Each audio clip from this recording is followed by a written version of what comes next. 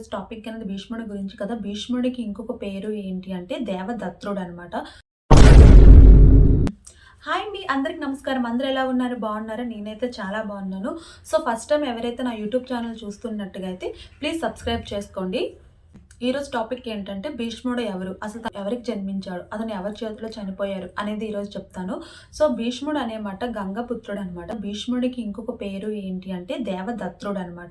భీష్ముడికి తన తండ్రి రాజ్యాన్ని ఇచ్చేటప్పుడు తన చిన్నతల్లి అయిన సత్యవతి రాజ్యాన్ని వదిలి వెళ్ళిపోవాలనుకుంటుంది. అప్పుడు భీష్ముడు తనని ఆపి, ఎందుకు మీరు వెళ్ళిపోవాలనుకుంటున్నారంటే, నేను మీ తండ్రికి రెండో భార్యని కదా, నీకు పట్టాభిషేకం చేసి నీకు రాజ్యాన్ని ఇస్తే నా కొడుకులు ఏమవుతారు, వాళ్ళకి రాజ్యం ఇవ్వరు కదా, అప్పుడు నేను రాజమాతని కాలేను అని అతనితో చెప్తే, అప్పుడు అతను భీష్ముడు ఏమంటారంటే, నేను రాజుని కాను, అలాగే నేను పెళ్లి కూడా చేసుకోను, నా పుత్రులు కానీ నా వారసత్వం ఎవరూ ఉండరు, నీ కొడుకులే రాజ్యాన్ని అనుభవిస్తారు, అలాగే నీకు నీ మనవలు అలాగే మీ తరములే తప్ప మా తరం అంటే నా హంస ఎవరు ఉండరు అని చెప్పేసి ఆవిడకైతే గంగాదేవి మీద ఒట్టేసి, తన తల్లి గంగాదేవి కాబట్టి గంగాదేవి మీద ఒట్టేసి సత్యవతికి మాటిస్తాడనమాట. భీష్ముడు అలా మాటిచ్చేటప్పటికి తన తండ్రి అక్కడికి వచ్చి, అయ్యో ఎంత పని చేసావు నాన్న అని చెప్పేసి తండ్రి కొడుకులు మాట్లాడుకున్న తర్వాత అప్పుడు భీష్ముడు తండ్రి తన కొడుకు అడుగుతాడు, నీకేదైనా వరం కావాలంటే కోరుకో అంటే, అప్పుడు భీష్ముడు ఏమంటారంటే, మన హస్తినాపురిలో ధర్మం ఉన్నంత వరకు నేను బ్రతికే ఉండాలి అని చెప్పేసి తనైతే వరం కోరుకుంటారు. అప్పుడు భీష్ముని తండ్రి తనకి ఏమైనా మాటిస్తారంటే, అది వరాన్ని ఇస్తారంటే, నువ్వు నీ చావుని నీ అంతటా నువ్వు కోరుకునే వరకు నీకైతే చావు రాదు అని చెప్తారనమాట. సో భీష్ముడు అక్కడికి అది అయిపోయిన తర్వాత కొన్ని రోజులు అయిన తర్వాత ఏంటి అంటే, కొన్నేళ్ళ తర్వాత సత్యవతి పిల్లలకి పెళ్ళిడు వస్తుంది అనమాట. పెళ్ళిడు వచ్చిన తర్వాత ఏంటంటే, కాశీ దేశపు నరేషుడు అనే ముగ్గురు కూతుర్లు ఉంటారు అతనికి, అంబ, అంబిక, అంబాలిక. వాళ్ళ ముగ్గురిని అనమాట స్వయంవరం చేసేటప్పుడు ఆల్రెడీ అంబ ఏంటంటే ఒక అతన్ని ప్రేమిస్తుంది. ఆ స్వయంవరంలో అతన్ని పెళ్లి చేసుకోవాలని అనుకుంటుంది అనమాట.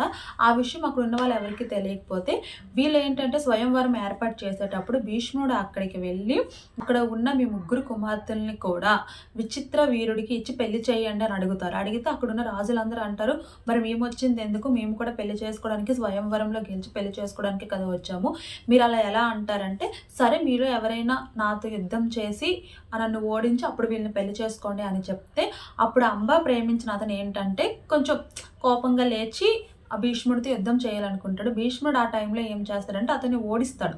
అతన్ని ఓడించిన తర్వాత అంబకు కోపం వచ్చి, అంబ లేచి, నేను అతన్ని ప్రేమించాను, నేను అతన్ని పెళ్లి చేసుకోవాలనుకుంటే నువ్వు అతన్ని చంపాలనుకుంటున్నావా, అతన్ని నేను ఇలా చేస్తావా అని సరి కోపం అవుతుంది.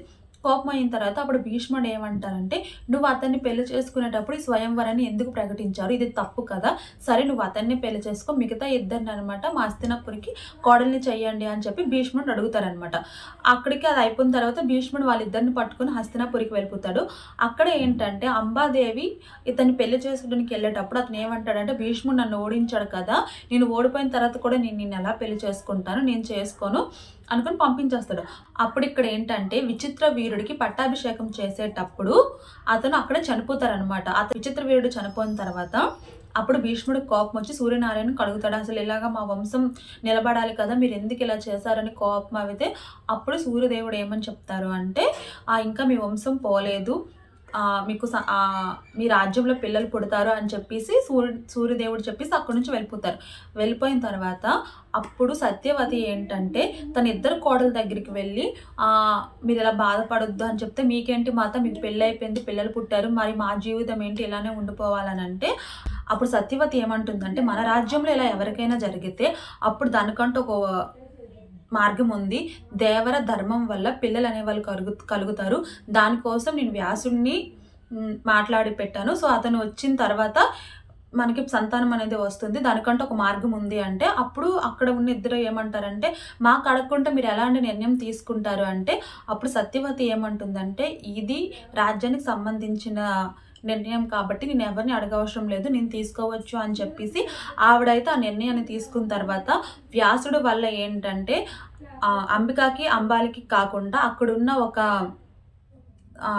పని వాళ్ళు ఉంటారు కదా, అందులో కూడా ఒక దాసికి కూడా గర్భం అనేది వస్తుంది అనమాట. అప్పుడు ఏంటంటే వీళ్ళు ఈ సమయంలో ఉండేటప్పుడు అంబ అక్కడికి వచ్చేసి, నన్ను తను పెళ్లి చేసుకొని అన్నాడు, నువ్వు తనని యుద్ధం అంటే అక్కడ ఓడించావు కదా, నువ్వే నన్ను పెళ్లి చేసుకోవాలని చెప్తే అప్పుడు భీష్ముడు ఏమంటాడంటే, నేను పెళ్లి చేసుకోను, నేను బ్రహ్మచారిని అని మాటిచ్చాను, నేను ఎవరిని చేసుకోను, నేను జీవితాంతం ఇట్లానే ఉంటానంటే అప్పుడు అంబ అంటది, మీరు ఈ మాటని త్యజించి నన్ను పెళ్లి చేసుకోండి అంటే, నేను చేసుకోనని భీష్ముడు గట్టిగా చెప్పగానే అప్పుడు అంబ ఏమంటదంటే, నేను అందరికీ చెప్పి నీ మీదకి యుద్ధానికి వస్తాను అంటే అప్పుడు భీష్ముడు చెప్తాడు, నన్ను వధించడము నన్ను ఓడించడం ఎవరి వల్ల కాదు, మా గురువైన పరశురాముడి దగ్గరికి వెళ్ళు, అతను ఏం చెప్తారో అది విను అని ఈ అంబాదేవిని అయితే పంపిస్తారు. పంపించిన తర్వాత అంబాదేవి ఏం చేస్తుందంటే, పరశురామ ప్రభువుల దగ్గరికి వెళ్ళి నాకెళ్ళకి ఒకరి వల్ల అన్యాయం జరిగింది, మీరే నాకు న్యాయం చేయాలని అడిగితే అప్పుడు పరశురామ ప్రభు ఏమంటారంటే, అసలు నిన్ను అన్యాయం చేసింది ఎవరు చెప్పు, నేను వాళ్ళని శిక్షిస్తాను అని చెప్తే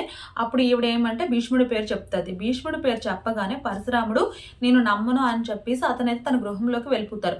వెళ్ళిపోయిన తర్వాత అక్కడ ఏంటంటే అంబ తనకు తానే అగ్నిలో దహనం అయిపోవాలనుకుంటుంది. అప్పుడు పరశురాముడు వచ్చి సరే భీష్ముడి దగ్గరికి వెళ్ళి నిన్ను పెళ్లి చేసుకుంటాడా లేకపోతే నాతో యుద్ధానికి వస్తాడా అని అడుగు అని చెప్పేసి పంపిస్తారనమాట. సో అక్కడ ఏంటంటే ముగ్గురు పుడతారనమాట. ఎవరంటే ధృతరాష్ట్రుడు, అలాగే పాండు, అలాగే ఇంకా దాసికి పుట్టిన అతను ఎవరు అంటే విదుడు అనమాట. సో అక్కడ పిల్లలకి పేర్లు పెట్టేటప్పుడు ఈ సత్యవతి ఏంటంటే ఇద్దరు పిల్లలకు మాత్రమే పేర్లు పెడుతుంది, మిగతా అతనికి ఎవరికి చెప్పదు. ఆ దాసికి కూడా దానివల్లే బిడ్డ కలిగారని ఎవరు చెప్పకపోతే భీష్ముడు కూడా వెళ్ళి ఆ బిడ్డను తీసుకొచ్చి ఇతను కూడా మన వంశస్థుడేని, ఇతను కూడా ఏంటంటే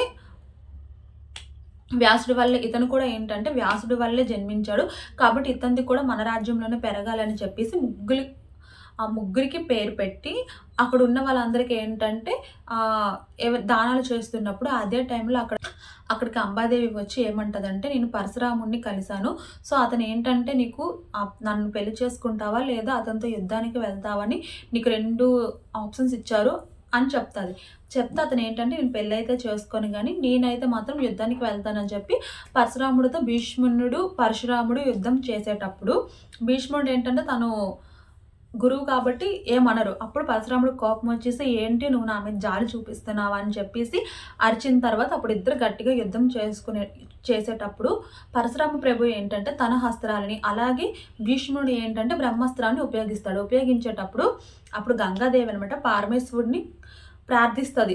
ఎందుకంటే భీష్ముడు అనేవారు గంగాపుత్రుడు కాబట్టి పరమేశ్వరుని కోరుకునేటప్పుడు పరమేశ్వరుడు ప్రత్యక్షమయ్యి మీరు ఇలా యుద్ధం చేస్తే ఈ సృష్టికే మంచిది కాదు అని చెప్తే అప్పుడు అంబ అంటది, మరి ఎలా నా మనశ్శాంతి ఎలా తీరుతుందండి, నాకు న్యాయం జరగాలి కదా అని అడిగితే అప్పుడు శివుడు అనమాట అంబాదేవికి వరాన్ని ఇస్తాడు. ఏమని, ఎప్పటికైనా సరే భీష్ముడు చావు నీ చేతిలోనే, కానీ అదైతే ఇలా కాదు, దానికంటే ఒక మార్గం ఉంటుంది, ఇలా చేయడం కరెక్ట్ కాదు అంటే అప్పుడు భీష్ముడు అనమాట అంబాదేవికి అంటాడు, నువ్వు ఏ రోజు అయితే నా ఎదురుగా నన్ను చంపాలని వస్తావో ఆ రోజు నా శస్త్రాలన్నీ వదిలేసి నేను లొంగిపోతాను అని చెప్తారు. అప్పుడు అంబాదేవి ఏమంటదంటే, నేను ఇప్పుడు నిన్ను చంపను, ఒక 25 సంవత్సరాల తర్వాత నేను జన్మిస్తాను, జన్మించిన తర్వాత నువ్వు ఎవరినైతే ఎక్కువగా ఇష్టపడతావో వాళ్ళ చేతిలోనే నీ చావు ఉంటుంది, దానికి తోడు నువ్వు చేసిన పాపాలని ఒక్కొక్క బాణంలో గుచ్చుకొని నీ గుండెల్లో దిగి నీ ఒళ్ళల్లో బాణాలతో గుచ్చుకొని నువ్వు భూమి మీద పడి నరకం అనుభవించి చస్తావు అని చెప్పేసి అంబాదేవి అనమాట అతనికి శాపాన్ని అయితే ఇస్తుంది. సో అది అయిపోయిన తర్వాత అక్కడికి 25 సంవత్సరాల తరువాత అంబ అనమాట పాంచాలి రాజ్యంలో ద్రుపద మహారాజుకి పుత్రికగా జన్మిస్తుంది అనమాట. ద్రుపద మహారాజు తన తండ్రి ఏంటంటే, నేను ఎప్పటి నుంచో భీష్ముడిని ఓడించాలనుకుంటున్నాను, నేను భీష్ముడిని ఓడించలేకపోయాను కదా, ఇప్పుడు భీష్ముడి చావు అనేది ఒక ఆడపిల్ల చేతిలో అని నాకు తెలిసింది, సో ఆ ఆడపిల్ల తినే అవ్వాలి, తినికి ఈ రోజు నుంచి తన పేరు వచ్చేసి శిఖండిని అని తనకి నా పేరు పెడతారు. ఇప్పటి నుంచే దీనికి ఏంటంటే భీష్ముడు పట్ల ద్వేషాన్ని నింపి పెంచండి అని చెప్పేసి ద్రుపద మహారాజుకు తన తండ్రి చెప్పడంతో చిన్నప్పటి నుంచి అలానే చేస్తారు. ఆ తర్వాత పాంచాలి జన్మిస్తుంది అనమాట. అంబాదేవి అనమాట ద్రౌపదికి అక్కగా పాంచాలి రాజ్యంలో జన్మిస్తుంది అనమాట. పాంచాలి పుట్టిన తర్వాత వీళ్ళందరూ పెద్ద అయిన తర్వాత పాంచాలి అర్జున్ని పెళ్లి చేసుకుని ఐదుగురు భర్తలకి భార్య అవుతుంది. సో ఆ కథ అంతా అయిపోయిన తర్వాత ఏంటంటే మహాభారతం యుద్ధం జరిగేటప్పుడు భీష్ముడు ఏంటంటే మాటిచ్చాడు కదా, ఏది జరిగినా సరే నేను కౌరవుల తరపునే ఉంటానని. సో అందుకోసం ఏంటంటే భీష్ముడు కౌరవుల తరపున యుద్ధాన్ని చేయాలనుకుంటాడు. అంటే అతను సేనాధిపతి కాబట్టి కౌరవుల తరపున తను యుద్ధం చేస్తాడు. కాకపోతే ఏంటంటే ఈ యుద్ధం జరిగేటప్పుడు ఏంటంటే శకుని ఒక మాట చెప్తాడు. మన యుద్ధం అంటే నియమాలు ఉంటాయి కదా, అవి ఏంటి అంటే తెల్లారి సూర్యుడు ఉదయించిన తర్వాత, అలాగే సాయంత్రం సూర్యుడు అస్తమించిన తర్వాత లోపలే తప్ప ఆ తర్వాత యుద్ధం చేయకూడదు. దాని తర్వాత ఏంటి అంటే ఈ యుద్ధంలోని ఆడవాళ్ళకి ప్రవేశం లేదు అని చెప్పేసి శకుని చెప్పగానే దీనికి అందరూ ఒప్పుకుంటారు. కానీ భీష్ముడు చావు అనేది ఒక ఆడదాని చేతిలోనే ఉంటుంది. మరి అప్పుడు ఎలాగా ఈవిడ యుద్ధంలోకి వస్తుంది అంటే, అంతకుముందు ఏంటంటే శిఖండినికి ఒకానొక టైంలో స్తోణకర్ణుడు అనే యక్షకుడు అనమాట మాటిస్తాడు. ఏదో ఒక సమయంలో నువ్వు మగాడిగా నేను ఆడదానిగా మారుతాను అనుకొని చెప్పి మాటిస్తాడు. సో ఇదే టైంలో అనమాట శ్రీకృష్ణుడు అంబాకి ఆ విషయాన్ని గుర్తు చేస్తాడు అనమాట. ఇలా నీకు మాట ఇచ్చారు కదా, నువ్వు వెళ్ళి తపస్సు చెయ్యి, తపస్సు చేసిన తర్వాత నువ్వు ఒక్కరోజుగా మగాడిగా మారొచ్చు అని చెప్పేసి ఈవిడికి ఆ వరాన్ని ఇస్తే ఆవిడేం చేస్తుంది అంటే, ఈ వరం పొందాలంటే ముందు ఆవిడ తపస్సు చేయాలి కాబట్టి అప్పటి నుంచి ఈవిడైతే తపస్సు చేయడానికి వెళ్ళిపోతుంది, తపస్సు చేస్తుంటుంది. ఇక్కడ ఏంటంటే యుద్ధ భూమిలోన దుర్యోధనుడు అనమాట భీష్ముడికి అంటారు, మీరు ఎక్కడ కూడా పక్షపాతమే కదా చూపిస్తున్నాడు, అసలు అర్జునుడికి మీరు ఎందుకు అంటే పాండవుల్ని మీరు ఎందుకు చంపట్లేదు, మీకు ఇది ఉంది కదా, మీరు ఎందుకు చంపట్లేదు, మీరు పక్షపాతం చూపిస్తున్నారు, మీరు మాట ఇచ్చారు కదా సేనాధిపతిగా ఉంటానని, మీరు మీ మాట నిలబెట్టుకోవట్లేదు అని అంటే, అప్పుడు భీష్ముడు కోపం వచ్చి పాండవుల తరపున ఉన్న సకానికి సగం సైనికులు మొత్తం చంపేస్తారనమాట. చంపిస్తే అప్పుడు కృష్ణుడికి కోపం వచ్చి భీష్ముడిని చంపేయాలనుకుంటాడు. భీష్ముడిని చంపేయాలనుకుంటే అప్పుడు భీష్ముడు ఏంటంటారంటే, మీరు ఇలా చెయ్యొద్దండి, మీరు చేయడం వల్ల ఏంటంటే అది అధర్మమే అవుతుంది కదా, నా చావు అనమాట అంబా చేతిలో ఉంది, ఆవిడ ఇప్పుడు శిఖండినిగా జన్మించింది కదా, ఆవిడ మాత్రమే నన్ను చంపగలదు అని చెప్పిన తర్వాత అప్పుడు శిఖండిని ఏంటంటే ఎంతో తపస్సు చేసినా సరే అప్పటికి యక్షకుడు అనమాట తను ఎదురుగా రాడు. తనకి కోపం వచ్చి తను ఏం చేస్తుంది అంటే, ఈ జన్మలో కాకపోయినా వచ్చే జన్మలోటైనా సరే మళ్ళీ నేను భీష్ముడిని మీద పగ తీర్చుకుంటాను అనుకొని మళ్ళీ అక్కడ కూడా తనని తానే కాల్చుకోవాలని మొత్తం నిప్పు పెట్టుకుంటుంది.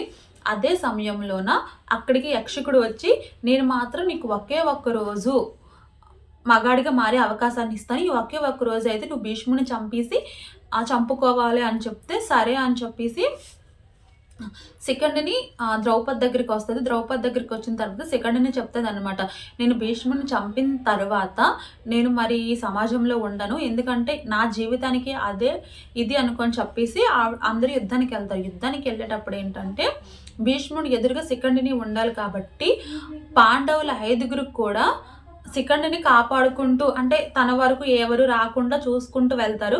కానీ కొంతమంది వస్తారు కదా, కౌరవుల తరపున ఉన్న రాజులు, వాళ్ళ తరపున యుద్ధం చేసిన వాళ్ళందరూ ఏంటంటే ఒక్కొక్కరు ఒక్కొక్క సైడ్ తీసుకుని వెళ్ళిపోతారు. అదే టైంలో శిఖండిని అనమాట శకునితో యుద్ధం చేస్తుంది. శకునితో యుద్ధం చేసేటప్పుడు శకుని ఏం చేస్తాడంటే తనను పొడిచేస్తాడు. పొడిచేసిన తర్వాత అప్పుడు అభిమన్యుడు ఇక్కడ తినుంటే చనిపోతుందని తెలుసుకొని తనని తీసుకొని వైద్యం చేయడానికి వెళ్తాడు. వైద్యం చేయించేటప్పుడు శిఖండినికి మెలకు వచ్చి, నేను చంపాలనుకుంది భీష్ముడిని, నువ్వు నన్ను ఎలా తీసుకొచ్చేస్తావు అని చెప్పి తను మళ్ళీ కూడా యుద్ధం చేయడానికి యుద్ధ భూమికి వెళ్తుంది. వెళ్ళిన తర్వాత అక్కడ అనమాట భీష్ముడు ఎదురుపడగానే భీష్ముడు ఏంటంటే తన శస్త్రాలని వదిలేస్తాడు. అప్పుడు శిఖండిని బాణం వేస్తుంది. వెయ్యగానే ఆ తర్వాత వెంటనే అర్జునుడు కూడా బాణాలు వేసి తన శరీరం మొత్తం బాణాలు అయిపోగానే తను అలాగా భూమి మీద పడిపోయిన తర్వాత అప్పుడు భీష్ముడు ఏమంటారంటే, నేను ఈ యుద్ధం జరిగినంత వరకు బ్రతికే ఉంటాను అనుకొని చెప్తారు. కానీ నేను కదలలేను కదా, నేను ఇలానే బాణాలతోనే పడుకుంటాను, నా పాపాలకి విముక్తి కలగాలి అనుకొని అంటారు. యుద్ధం జరిగిన అన్ని రోజులు 18 రోజులు మహాభారత యుద్ధం జరిగితే ఆ 18 రోజులు కూడా భీష్ముడు అలాగే బాణాల మీద పడుకునే ఉంటారనమాట. సో భీష్ముడు ఏ రోజు చనిపోతాడంటే 10వ రోజు భీష్ముడు చనిపోతాడు. ఆ 18 రోజులు కూడా భీష్ముడు అలాగే ఆ బాణాలతోనే ఆ భూమి మీద అలాగే పడుకొని ఉంటాడు. సో శిఖండిని కూడా అక్కడితో తన జన్మ యొక్క ఇది పూర్తయిపోయింది కాబట్టి తను కూడా అక్కడితో తన ఉండదు.